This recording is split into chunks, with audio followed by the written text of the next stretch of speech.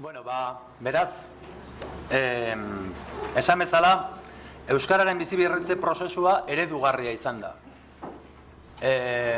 Oraintxe bertan ere Garabidek aditu ikastaroa dauka martxan, eta hor ikus dezakegu hainbat herritatik datozela gure prozesua ezagutzera, gure klabeak non egon diren, eta horrek erakusten digu, guk benetan egin duguna, 60ko hamarkadatik ona, ez dela nolanahiko kontua, eta beraz hori argi daukagu, Euskara bizi-berritzeko prozesua eredugarria izan da.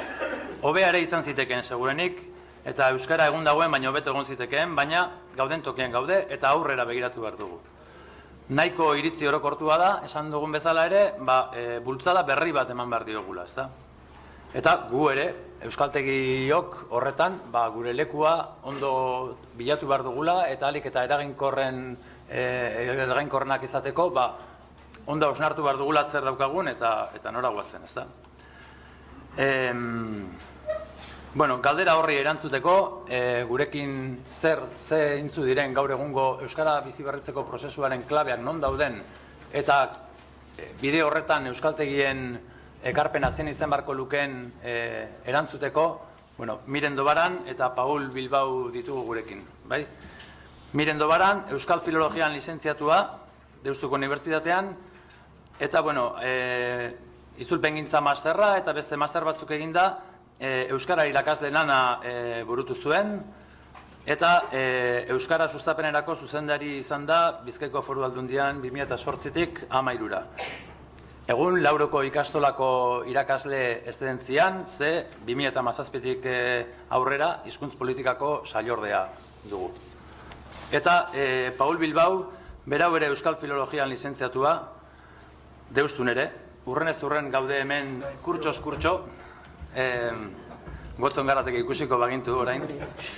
Egun doktora dutza tesia prestatzen ari da, AEK-an hasi zen klaseak ematen, behatokian ibili da, eta azken 2010etik ona Euskara Gizarte Eragileen Kontseiluan arduradun nagusi dugu.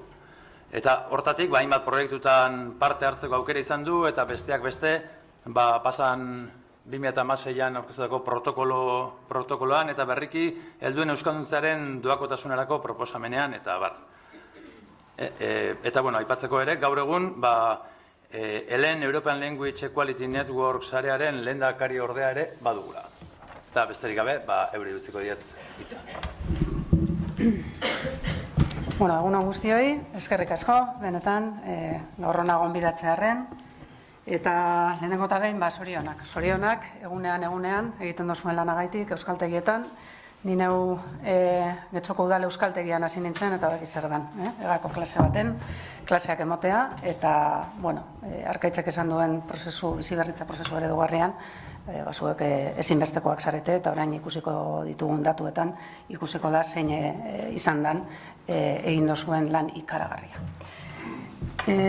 Arkaitzek esan du, ezta? Lehenengo gogoeratik gaur egun gogoerara biztaso bat emonezkero Euskaren prozesua eredugarria dela. Europara eta goazenean aurkezten, egia esan batzuetan eskara konturatzen, ez? Zer egin dugun. Euskerak, azkenengo 30 urteotan argi dago, gorenezko bilakaera izan duela. Atxikimenduari dagokionez nik uste dut esan egin behar dela, gure inkesten arabera eta inoizko atxikimenturik handiena daukagula, Euskal Autonomia Erkidegoko biztanleriaren 91% dagoelako Euskaren erabilera era proaktibo baten sustatzearen alde. Eta inoiz eukidogun daturik onena da hori. Bilakaerari dagokionean, behira, 1991an biztanleria osoaren 24% bakarrik zan elebiduna. Eta 2016an ostera 124%. Baina, 16-24 urteko gaztean kasuan, hezkuntza sistemak egindako lanari esker, 71,4% elebiduna dira.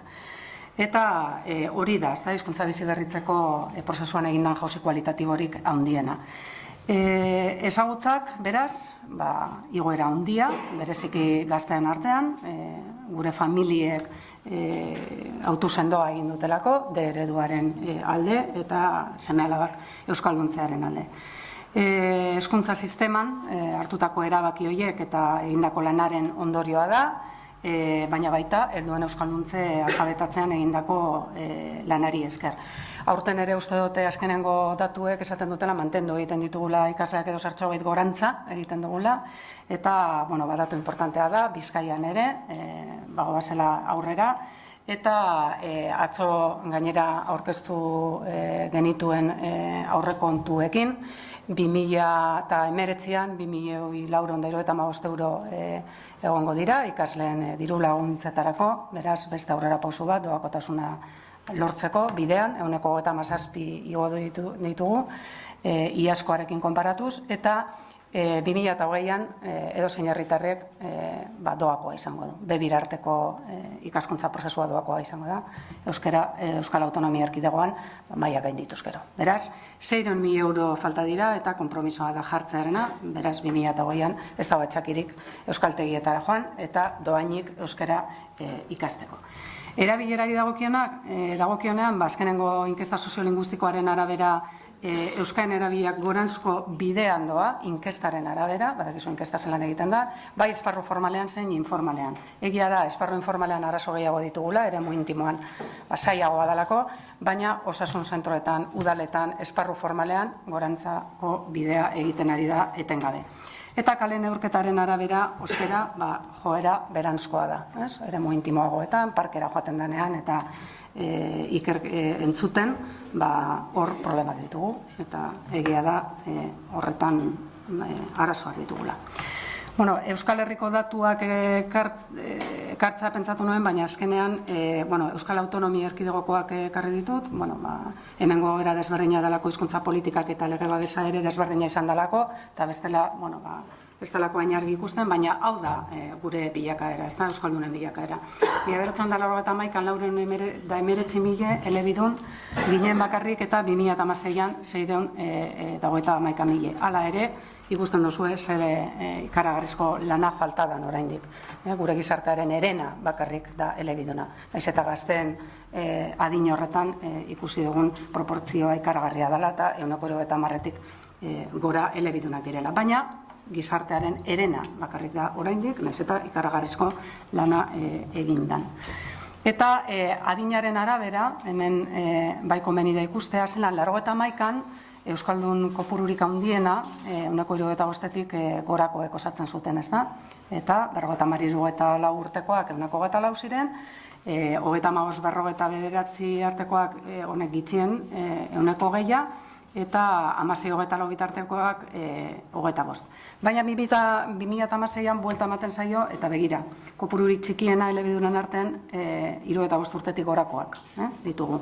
54 urte bitartekoak 124,6, 35-49 urte bitartekoak jagorantza, 123,2, 25-34 bitartekoak iardiak euskaldunak, elebidunak, bai 16-24 bitartekoak 131,4. Hor ikusten da hezkuntza sistema eta gure gazteria eta elebiduna dela. Beste datu bat, euskara erdara beste edo gehiago erabiltzen dutenen bilakaera zein dan ikusteko, 1991an 271.121 bat ziren, euskara erdara beste edo gehiago erabiltzen zutenak, eta hau izan da bilakaera, ez? 2016an 392.419 herritarrek dinote, euskara erdara beste edo gehiago erabiltzen dutela. Beraz, hau ere aldaketa handia da, nahiz eta ikusten duzuen zenbat kostaten den erabileran. Zagutzat erabilerak ez dira automatikoki aldatzen diren kontua eta hori problema hori badaukagu.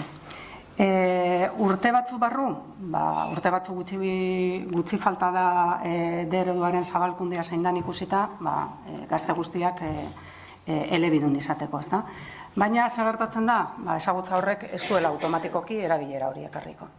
Orain ikusiko ditugu, zeintzuk diren gazte horien ezaugarriak, eta zergaitik ez dan automatikoki erabilera hori emango. Gaitasunak ez dakarrelako, berez erabileran aldaketa automatikorik. Zergaitik ditugu problema horiek erabileran, azkenengo 25 urteotan gizarte asko aldatu dalako, ez? Orain dela 25 urte, gure gizartea kontuan hartuta, zer ginen euskaldunak eta erdaldunak, ez da? Euskara ikasteko orduan, motivazioak ziren instrumentalak eta identitarioak ere. Txikimendu hori bazegoen eta identitarioak ere baziren. Gaur egungo gizarte asko aldatu da eta elebiduna gara eta eleaniztunak. Oin ele bakarrik iaia ez dago.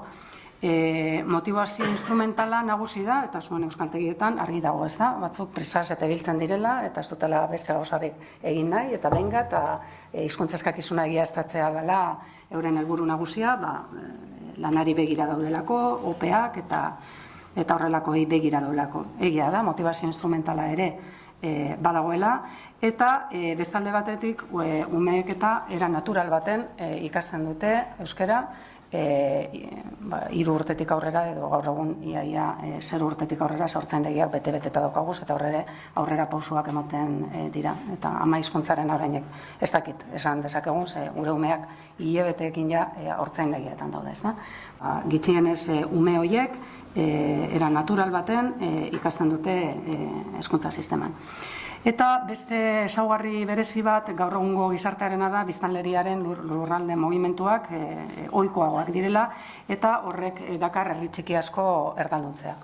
Ikusi ditugu egin diren ikerketetan, UEMako herrietan ere askotan aldaketak daudela, jenta datorrelako kanpotik edo beste herri batzuetatik herri horretara bizitzera.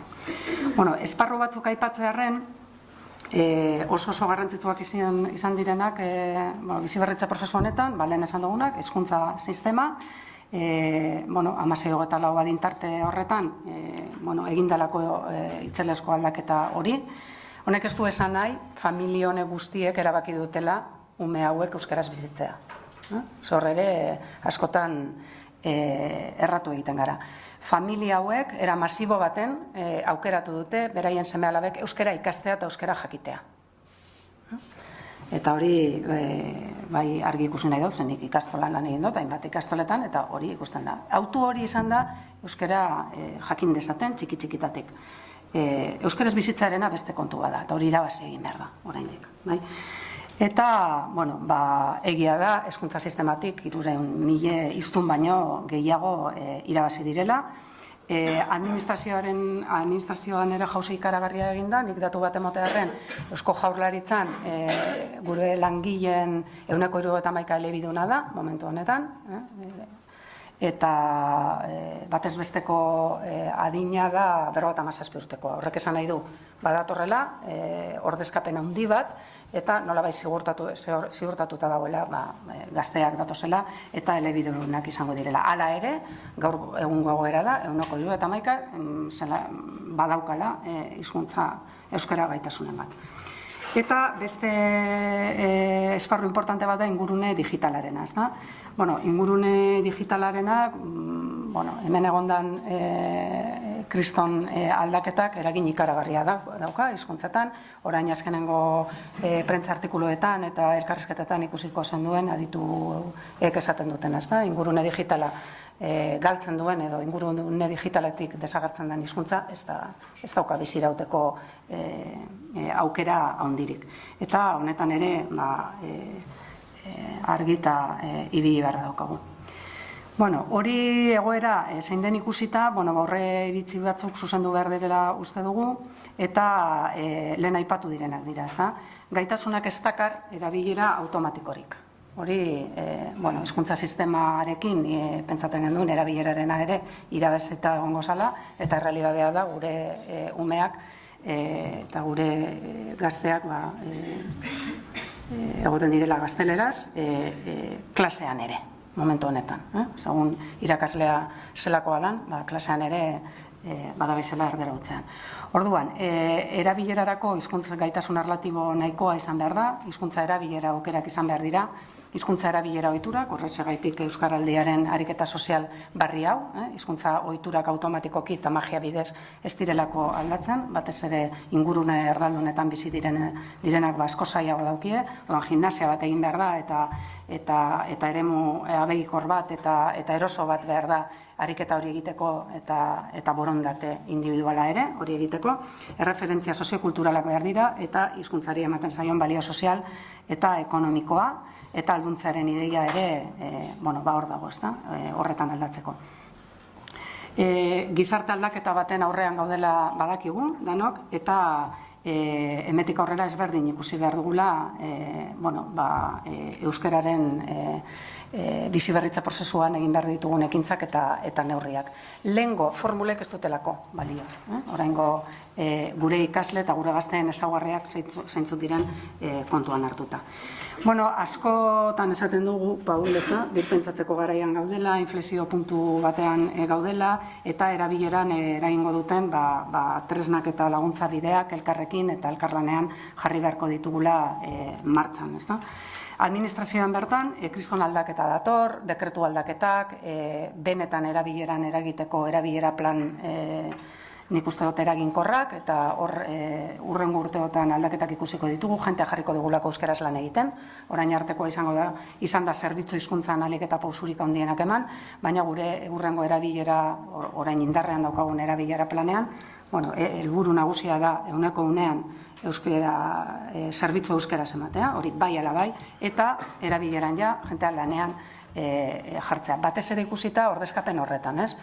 Gazte horiek, sartuko diren gazte elebidun langile horiek, ez dakitelako euskeraz, ez gazteleraz lan egiten. Hau da, lehenengo momentutik, lehenengo egunetik euskeraz lanean jarrita, ez daukate inolako problemarik eta laguntzarik behar badute izango dute. Etorkizuneko erronkak arinarin, erabileraren aldeko apostu sandoa egin behar dela, 5 minutu, dako daz? Bale. Eta zelan irudikatzen dugu hori, eta zelan egiten ari gara. Erakundeen artean elkarlana ezinbestekoa da, gure egitura badakizu ezain dan, instituzionala, hemen mundu guztiak du, euskararen ezagutza eta erabilera sustatzeko eskumena, orain udale gainera, askoz gehiago, 2016ko udalegeare esker, eta erakundeen artean elkarlana behar da, beraz, Euskal Autonomia Erkidegoko erakundeen artean, eta baita Nafarroa eta iparraldeko erakunde publikoarekin, orain dala gitxi 3 eremuetako herri euskaldunek izenpetu genuen, hitzarmen bat, historikoa izan dena, eta horri eskerrak esaterako euskaraldia daukagu martxan. Eta gero erakundeen eta gizarte esparru guztien artean elkarlana ezinbestekoa da, ez da? Euskalgintzarekin, helduen euskalduntzearen sektorearekin, enpresa esparruarekin eta hezkuntzarekin batera.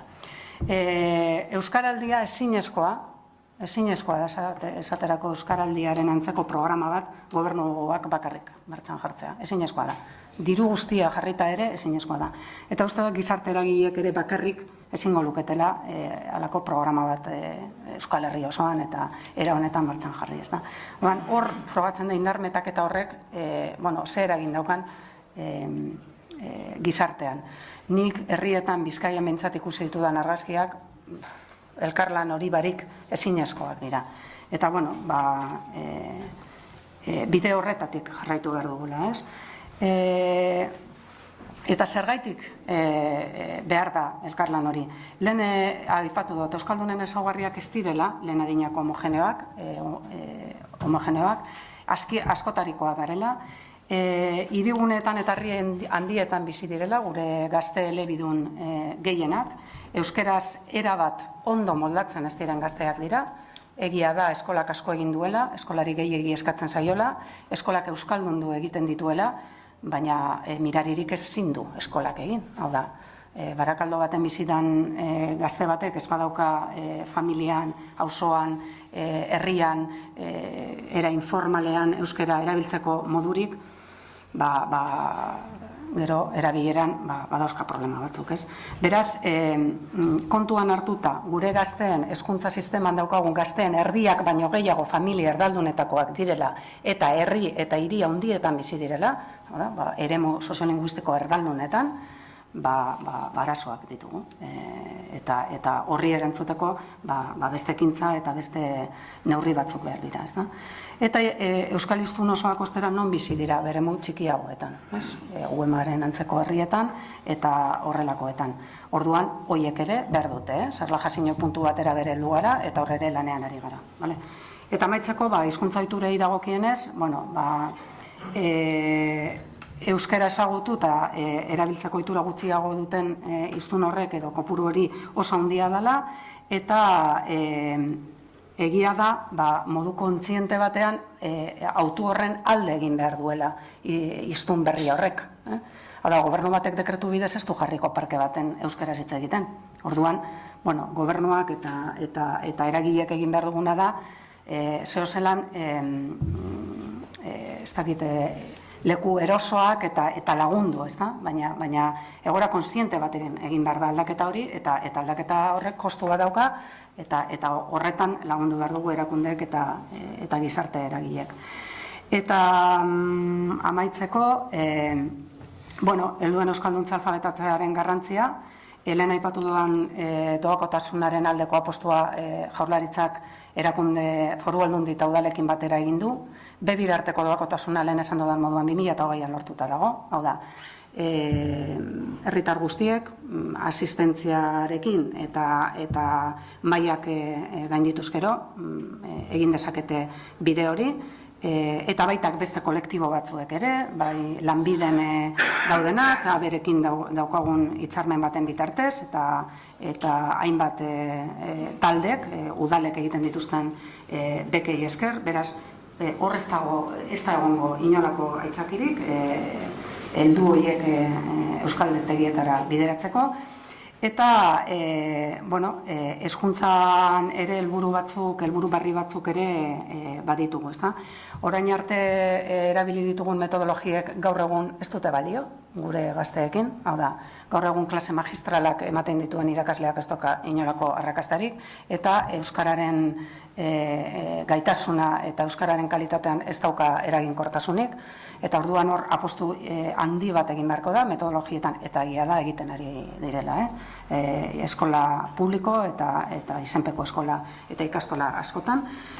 Metodologia hori aldatu egin behar da, ahozko hizkuntza sustatu behar da bai ala bai, ezinezkoa da umeak eta gazteak 7 orduz geletan izatea entzuten, hor ez dago inolako aurrera biderik euskararako, eta horretan ere esperantza handiak ditugu, biherredotzi aldaketa handiak ikusiko direlako metodologia horiek ondo aplikatzen badira. Eta eremu digitala amaitzeko beharrezkoa da, une honetan eta azkenengo elkarrizketetan adituek esan duten moduan egoera ona da, esan nahi dut, euskararen egoera eremu digitalean ona da.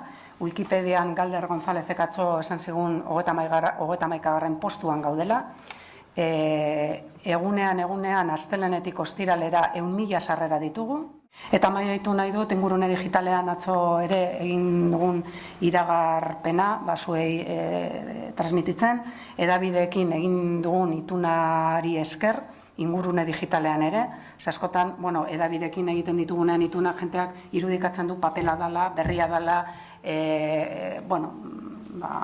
informatzeko baliabideak direla. Eta hedabideak 93 komunikazio proiektu ditugu, diruz laguntzen ditugunak horiek dira, eta ez dira informatzeko tresnak bakarrik. Dira informatzeko tresnak, disfrutatzeko tresnak, sare sozialak, internet bizitzeko tresnak dira. Hor daude gure gazteak, eta, esan beharra daukagu urtean 10 milioi erabiliko ditugula, 3 urterako konpromiso hartuta dago, 10 milioi edabideentzako, eta nik uste dut konpromiso sendo bat dela eta ingurune digitalean ere ikaragarrizko eragina izango duela horrek. Eta eskerrik asko.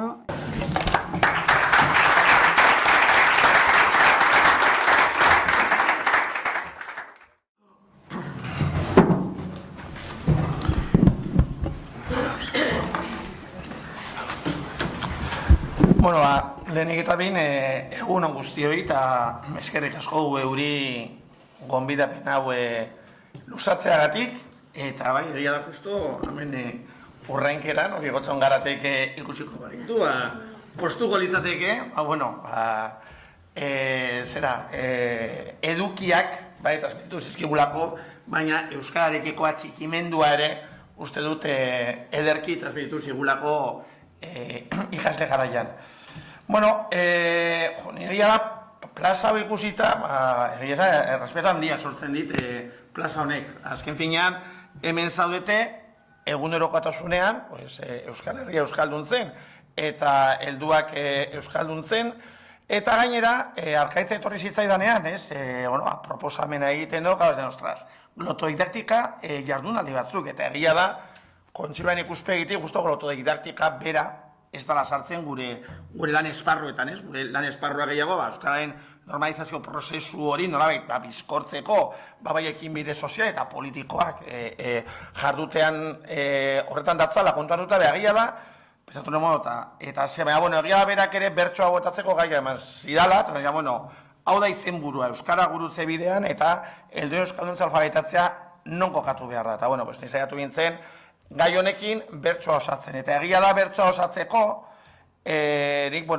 behiatu duen haber, kontseiluak honetaz, zer hitz egin duen, zer ezagatu duen, kontuan hartuta, helduen euskalduntza alfabetatzearen sektorearen zati handi bat gure bazkide dela, eta nire lan izan zen ikustea, eta guk horretaz, zer eztabaidatu dugu, doze hitz egin dugu. Orduan nik egingo da izango da nolait, hostelan bat, aztertu, orain arte, gurean zenolako hausnarketak egin diren helduen euskalduntza alfabetatzeari begira, eta horien inguruko nolabaiteko sintesia, bai 2009 hartu genuen hizkuntza politika berri eraginkorra, bai duela 2 urte Donostian aurkeztu duen protokola, baina bai egia da berriki, bai EAEri begira eta bai Nafarroari begira, prestatu genituen doakotasunezko bidean proposamenak. Ezken finean, proposamenak ezien bakarrik doakotasunari begirakoa, baizik eta hor ere, egin genuen nolabaiteko azterketa, edo hausnarketa, helduen euskalduntzeak zenolako ekarpena egiten zuen ondorio estatzeko. Hori batetik.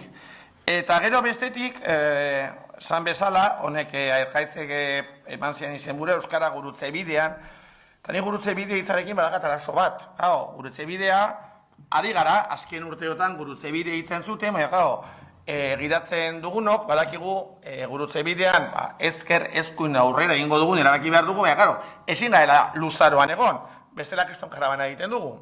Orduan, horretik gurutze bide hitzarena, egokia baina, irudizait hitz hori denboran gehiagi luzatzearen, beste irudi hori hor dakigukela, hor badago egia da, gero eta gurutze bide gutxiago dagoela, gero eta errotonda gehiago dagoela, eta egia da errotondek badagatela arriskua errotondan bueltak ematen egon zaitezkela, luzaroan, eta kontua da irten bide egokia aurkitza. Eta, hau guztia zergatik, niri gustatzen zaidalako normalizazio prozesua, edo normalizazioa hitza erabiltzea. Eta guk egiten dugun proposamena, egiten dugun irakurketa, normalizazio prozesuaren barruan kokatzen dugulako. Egia da, azken bola, esaten digute, hitz hori antigualekoa dela, oain beste hitz batzuk erabili behar dela, baina, iruditzen zaigulako hizkuntza politikan eta hizkuntzaren berreskuratzea prozesuan nondik gatozen ere kontuan hartu behar dela.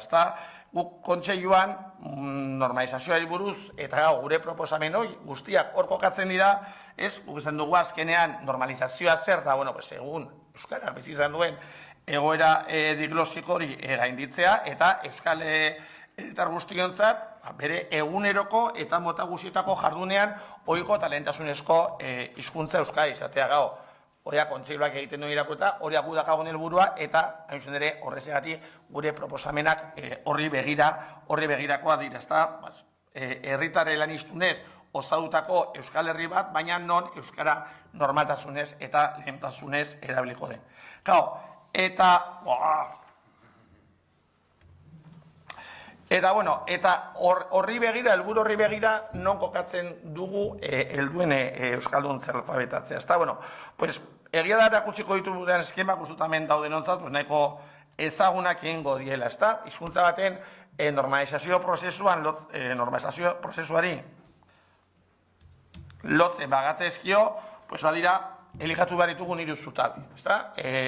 Batetik, hiztunak behar ditugu, guk aldortatik kontseiluan beti ezan izan dugu, gure azken helburua izan beharko lukeela euskaren ezagutzaren unibertsalizazioa, hor, badakigu, desadostasunak egon daitezkela, abere unibertsalizazio hori nola ulertzen den, abere ulermen maila banekoarekin ez, guk egia da helburua beti jatzen dugu euskaren ezagutzaren unibertsalizazioa. Gero bestea, espazioa, eta mienek ere hori aipatu du, alegia, etekin gutxi aterako diogu pertsonak euskalduntzen alde egiten den lanari, espazio gero aukera realik ematen, hizkuntza erabiltzeko, euskaraz bizitzeko. Orduan, hor bezaten dugu, euskalduntaren unibertsalizazioa karrila da, baina modu paraleloan, gizarte espazioak euskaldundu behar ditugula. Eta lehen ere, aipatu dira horren inguruko adibide batzuk. Eta hirugarren zutabea, alegia eligatu beharreko hirugarren zutabea, tresna da, euskaraz bizitzeko autua egiten dugun herritarroiei, nolabaiteko erreztasunak edo baliabideak jarri behar zaizkigu. Izan daiteke hizkuntzaren aberarena, eta alde horretatik, gaur etxe honetan egoteak ere badaka esan nahi hori, guia badakagulako, euskara batu, hizkuntza estandarreta bat, baina bezalako tresnak ere beharrezkoa dira, eta horre iruditzen zait, alde horretatik, euskara badaka nolabaiteko osasun ona, baitz eginda, baliabide, teknologi berriak, eta bar. Orduan, hiru zutabe horiek, jarretzen dugu haindik, helduen euskalduntzeak kokatu gabe. Eta hortaz, hiru zutabeak elikatu behar baditugu, helduen euskalduntza alfabetatzak kokatuko genuke lehenengo zutabe horretan, hiztunenan. Azkenean, zein hizkuntzatan, nola lortuko ditugu hiztun berriak. Hiztun berriak, tradizionalki hiru iturritik etorriko zaizkigu, transmisioaren bidez etorriko zaizkigu hiztun berriak, belaunaldi berriak hiztun bihurtuko dituen politika bat beharko dugu, eta helduak. Ordenan, justo atzeko sorrera egiten dut, gero azkenean helduenean sartzeko. Eta zein da gaur egun dakagun egoera gure hizkuntzai dagokionez? Egia da, hemen hirugarren zutabeari dagokionez, transmisioari lotzen bagatzaizkio, gaur egun, seigarren inkestazio linguistikoaren arabera, bi gurasoak euskaldunak izanik, Euskal Herri osoan, iaia 80% euskara jasotzen dutela, egia da EAEri lotzen bagatzaizkio kopuru egotzen dela, 83%, eta gurasoetako bat besterik euskalduna ez denean, 98,7% euskara eta gaztelania transmititzen dutela. Hor egia da, badagola datu interesgarria, eta datu interesgarria da, gurasoiek zema eta gazteagoak izan, euskara are gehiago transmititzen dela. Orduan, zutabe horretan, alegia hiztunak lortzeko zutabe horretan, egia da, oraindik lana dagoela egiteko, azkenean, helburua izateke 100% izatea transmisioa bermatzea, baina egia ere bada, datuak ez direla etxar.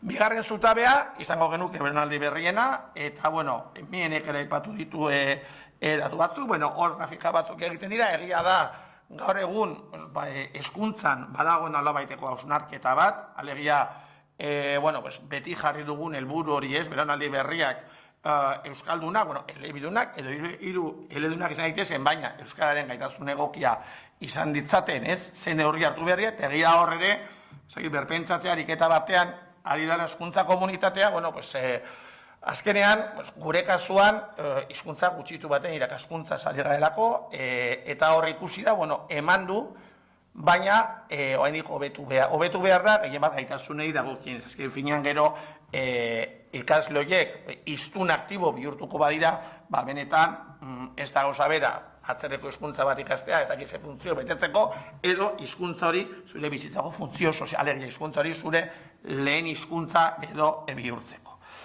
Eta hirugarrena, eta horregatik helduen euskalduntza alfabetatzea egiten duen, prozesua ze funtzioa duen, zalantza barik, funtzio estrategikoa dauka, ez da, egia da, egon zala, ez da, garai bat, pentsatzen zala ja, helduena belaunaldi galdua zela. Eta badakit hau esatea hemen, ez da, imaginarioan ez lasai.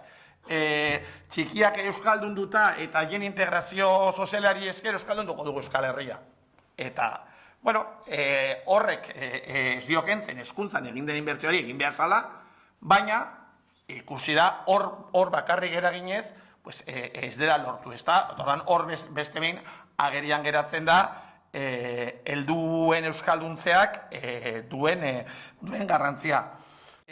Afera da, galdera hau, evidentemente ez da katerantzunik, euskaltegia bete nola, ez da hemen formula magikoa euskaltegiak betetzeko, baina egia da, oraindik, eta, zute datuak hor daude, baina badakagula erronka, oraindik badakagula gizartean, euskaltegiak hainbat aldiz betetzeko moduko ikasle gaiak ditugula. Alakoetan, eta ikusita zandakoa, ez zen nolako ikuslego edo entzulego dakala hemen, seguramente honen inguruan asko zera eta sakonagoak egin dituzue zuen kasuetan eta zuen erakundetan, baina egia da hizkuntza baten normalizazio prozesuan, talen aipatu da, normalizazio prozesua da prozesu soziopolitikoa, osea, behar dira hizkuntza politika, baina behar dira gizartatze ekimendua, eta gizartatze ekimendu horretan, norbanakoen motivazioa da motorrik eraginkorrena, ez da? Hor, bueno, pues, bigarren hizkuntza bat ikasteko ze motivazioa daitezke, zandakoa, seguramente hainbat aldiz aztertu duzue, izan daiteke hori motivazio intrinseko, estrinseko, integratibo, no dinamika, baina gu kontziban egiten dugun irakuketa simplea edo simplista izan daiteke, baina, bueno, normalean bi motivazio nagusi egon daitezkela, ez da, eta nire aipatu dira identitarioa, eta bestea pragmatikoa edo instrumentala. Egia da, hamarkadetan, motivazio identitarioak pisu handia izan duela helduen euskalduntzean, ez? Eta hori normala izaten da, dozein hizkuntzaren normalizazio prozesutan, hizkuntza horrek izan badu zapalkuntza eta barrekoa, gero elementu identitarioak izatea nolabait lehenak hizkuntza hori berreskuratzeari begira. Ez da hor nire herriko hizkuntza delako, gure kulturaren parte delako, lapurtu zigutelako ez, hori imaginarioan, garai batean, idei horiek nagusitzen ziren hizkuntza ikasteko.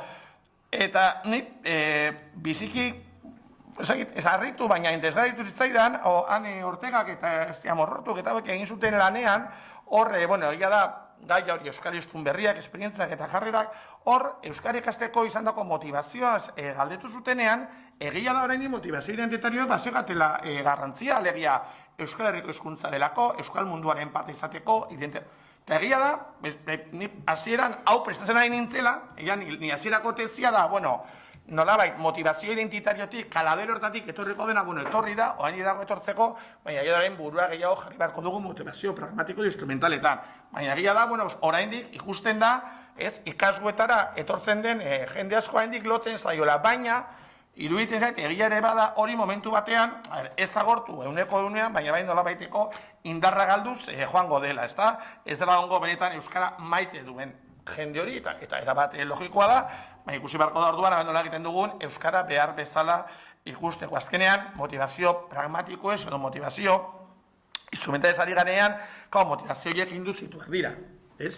Motivazio identitarioa izateken norberaren aldetik ateratzen de zerbait, baina motivazio pragmatikoak eta horiek gehiago motivazio induzituak dira. Azkenean da, herritarrek dituzten pertzepzioetan oinarritzen diren motivazioak, herritarrek erabaki batzuk hartzen dituzte beraien bizitza, momentu batean euskaltegi batera joatearena, baina izango da, berai sortu zaizkion edo eragin dizkioten pertzepzioen ondorioz, erabaki politiko batzu daudenako, errepolitiko batzu daudelako, hor, Nafarroako batzuk ikusten ditut, egia da, Nafarroan gobernu aldaketa egon zenean, herritarren, alegia, gaian neurriak ez ziren egon, baina herritarren pertzepzioan sortu zen, ostra, igual euskara beharrezkoa da, eta jendea euskaltegi eta radikasi izan. Gero beste kontua da, matrikulazioa eragina izan zuen, baina egoera horrek berak, eragin zuen herritarren artean pertzepzio bat, non horrek, nolaiteko motivazio pragmatikoa ekarri zuela. 2 minutu, bale. Orain jasiko da, eskerrak interpretetik izangoen, orain Paulak abiadura hartzen duenean. Hortaz, hor badakagu esan dakoa, beharra. Beharra ikusten bada, alegia guk hori induzitzen badugu, lortu beharko genuke hor ere jauzia egitea. Eta honen osagarri, nik uste dut osagarri, badira beste bi elementu, eta bat da prestigio eta mesua. Prestigioa idagokionez, egia da, neukalamen, hau idatzi zein gu, apurat hausnarketa, prestigio sozial, egiten nuga, prestigio ekonomikoa, prestigio politikoa, baina egia da, askotan hori gure kontra etorri dela. Eta nik, 3 adibide nahiko argigarri jarri nahi dut justo prestigioaren kontra etor daitezkeena. Karo, gure herrian, Euskal Autonomia Erkidegoan lehendakari izan zaitezke euskalduna izan gabe, Donostia Villamaseko Fundazioko zuzendaria izan zaitezke euskalduna izan gabe, eta Arabako Foru Aldundiko, orain dela bilegintzaldi horrela gertatu zelako, euskara kultura eta kirol zuzendaria izan zaitezke euskara jakin gabe. Eta gero, horrek eragiten dio hizkuntzaren, beste hizkuntzaren prestigioari. Azkenean, hori ere badalako alegia beste zutabe bat, ez, hizkuntzaren behar hori ikusteko. Prestigioa segeritze egiten da moda, eta nire logo moda beti iruditzait, ez modagatik ikasten hizkuntza bat, agian Klingon hizkuntza, ez, egon daitezke friki batzuk, non hizkuntza hori ikasten duten, eta hori den moda, baina ingelesa ikastea ez da moda bat, mandarina ikastea moda ez da moda bat, edo alemanera ikastea ez da moda bat, ez da, hor badira azkenean bestelako motivazioa, orain dela urte batzuk adibidez, Erresuma Batuan, modan jarri zen ingelesa irakastea, ez, hor bat ziren motivazio batzuk, agian horrekin gramatika hobetu ikasiko ustelako ikasleek eta bar, ez da. Orduan, egia da horrekin gertatzen zaigula, ez, gaina orain zabaltzen diren ideia egin arabea, etorkizunean ingelesa beharko duzu lan egiteko. Zergatik? Zergatik beharko duzu. Ez, euskaratik kanpo joan beharko duzu lanera. Zergatik?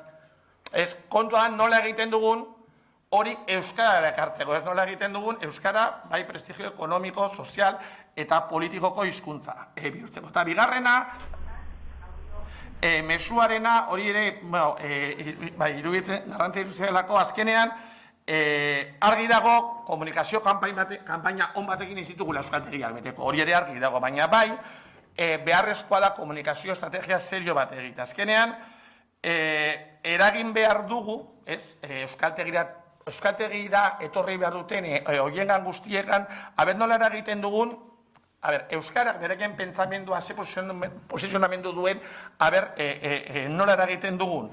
Hor, eta horretarako, nik uste dut, badirela, eta nik uste horretare, bare bat buelta eman beharko hori dukela, ze mezu zabaltzen den. Nik uste dut, mezu edo 6 deia marko zabaltzen den. Eta nik hemen aipatu ditut iron, nik ustez, arriskutsuak direlako, ez da? Osa, guk, gure deia markoetan kokatzen badugu, euskaren posizioa da, eta euskaren posizioa dagoenean da, dikotomia hori euskaren posizioa gaztelanien posizioa, ez? Dute, edo euskara zaila da, edo euskara ez da erabiltzen, ideia markoiek eligatzen baditugu, evidentemente, zaila den eta erabiltzen ez den hizkuntza bat, lehen esan dakoa, hagian motivazio intrinseko bat egon daiteke, alako hizkuntza bat ikasteko ez, norbanako batek izan dezakeen erronka, baina bestela, zertelako ikasiko duzu erabiltzen ez den eta zaila den hizkuntza. Orduan esan dakoa, argi dago, komunikazio kanpaina hoberenak ere ditugula euskaltegiak beteko, baina bai, uste dut, ideia markoiek jorratu behar dira, tonek jamaitzen dut. Hortaz, orduan ondorioak, iruditzen zait, ustarketa bat egon behar dela,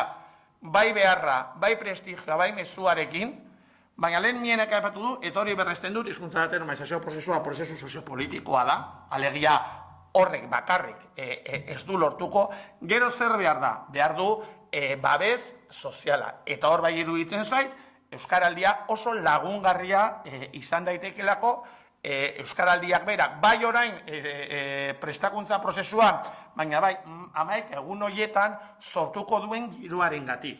Alegia, nik uste dut, ustarketa interesgarria egon daitekela, bai ikuspegi politikotik eta bai sozialetik, nolabait urratzo egiteko. Eta gero hemen jarrita nuen, ja aipatu dira, horrek badaka gero bigarren zatia, hor ja sailburu ordeak horren inguruko informazio eta mandu, horrek ere guztia behar du euskara ikastea doakoa izatea. Zaitute hor badago, ez da hori ahaztu duela, esan du bitxosten dakagu, bai eri begira, bai Nafarroare begira, kontseilak egindako proposamena doako zari begira, hor, gure gauza guztietan ez dugu bat egite, noraino ez, baina egia da, hori ere, zutabe hori enukela ez du nahi.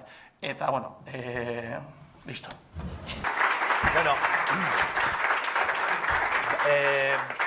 jakin dugu hau gertatuko zala, denboraz urribiliko garela eta pixka bat txartel lauek ez dira gorriak, baina baten bat gorria jarri beharko genuke.